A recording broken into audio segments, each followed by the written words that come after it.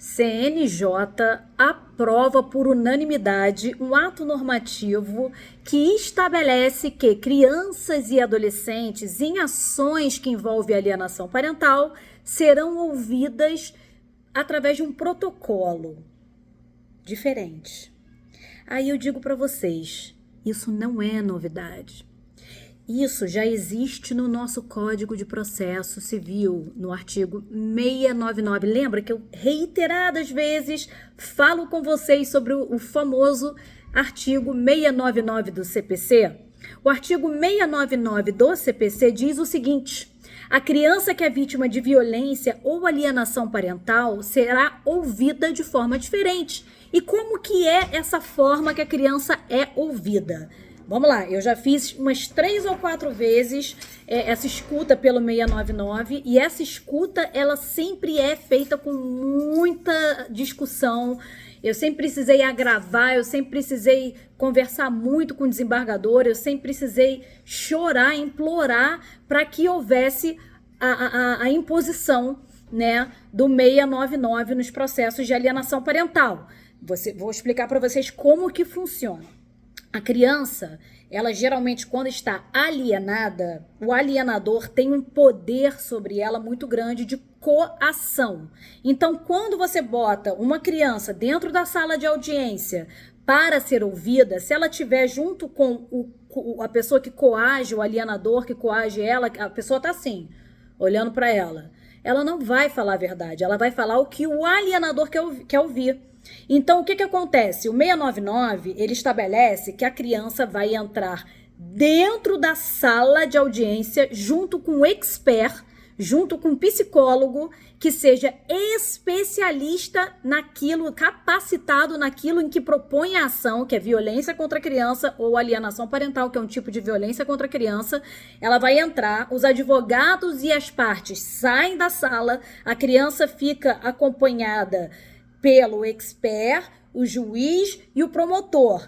E os advogados, eles ficam atrás, quando você entra na sala de audiência, tem uma partezinha ali atrás. Então, os advogados ficam com a porta entreaberta, a criança não sabe disso, escutando o que a criança fala. E o juiz e o promotor vão ter o auxílio do psicólogo perito capacitado que vai conduzir aquela oitiva, porque o psicólogo é fundamental. Ele vai dizer ali, olha, ela tá falando uma coisa aqui, tá me parecendo coagido, tá? Essa criança não tá falando a verdade, né? Ele vai poder depois falar isso pro juiz. E ele também vai poder conduzir o juiz e o promotor a elaborar perguntas. Por exemplo, olha, isso é melhor não perguntar. Não, vamos conduzir para esse lado aqui, para chegar à verdade real dos fatos. Então, é muito importante que vocês saibam que esse ato normativo que estabelece um protocolo do CNJ é fundamental. Por quê? Porque juiz nenhum conhece o artigo 699, são poucos que conhecem o artigo 699. Isso, inclusive, pode ser feito por uma audiência em segunda instância com o desembargador. Em casos mais graves, que eu ouvi falar porque nunca consegui, o próprio desembargador pega, chama o perito, tá? Que não é o perito que está fazendo a análise do caso, tá? É um perito, pega o perito lá do tribunal, chama e faz isso em segunda instância, da mesma forma que eu falei que era na primeira instância. Isso pode ser feito em primeira ou segunda instância, pelo artigo 699. O desembargador, ele pode querer ouvir a criança, tá? E é o seguinte, o protocolo do CNJ vai fazer o juiz repensar na hora de dizer não, porque todo juiz diz, não vou, não tem necessidade, eu já cheguei lá para fazer. Ele falou, não, bota só a criança sem o expert aqui dentro, não precisa. E assim, é um absurdo. Porque isso é uma violência institucional contra a criança e o adolescente que poderia estar sendo ouvida da forma adequada e não está protegida junto com um expert.